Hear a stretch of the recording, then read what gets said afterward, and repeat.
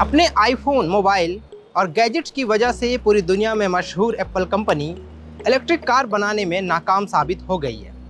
Apple अपनी पहली electric car 2028 में लॉन्च करने वाली थी, लेकिन अब वह इस पर काम नहीं कर रही है।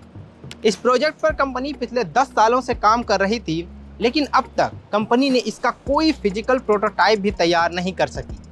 एप्पल ने इस प्रोजेक्ट का नाम टाइटन रखा था और एलन मस्क की टेस्ला की तरह ही वह भी मार्केट में इलेक्ट्रिक कार लेकर आना चाहती थी। कंपनी के सीओओ जेफ विलियमसन और vice president incharge Kevin Lynch ने इस बात की जानकारी मीडिया को दी और कहा कि हम लोग इस प्रोजेक्ट को बंद कर रहे हैं। वहीं इस प्रोजेक्ट से जुड़े करीब 2000 एम्प्लॉयज़ को हम लोग एआई डिवीज़न में शिफ्ट करने जा रहे हैं।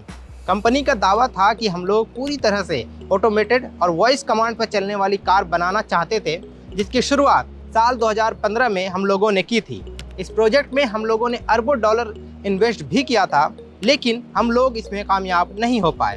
कंपनी का कहना था कि अगर हम लोग इस प्रोजेक्ट में कामयाब हो जाते तो एप्पल कार को 2028 तक लॉन्च कर देते, जिसकी मार्केट में कीमत करीब $1 लाख यानी करीब 82.9 लाख रुपए होती। एप्पल ने सबसे पहले साल 2019 में अपनी पहली ईवी को लॉन्च करने की बात रखी, लेकिन इसकी तारीख लगातार बढ़ती गई और इसे 2020, 2026 और 2028 के लिए रीशेड्यूल किया गया था। इसके बाद से लगातार कंपनी के सीईओ टिम कुक पर प्रोजेक्ट बंद करने का दबाव बढ़ रहा था।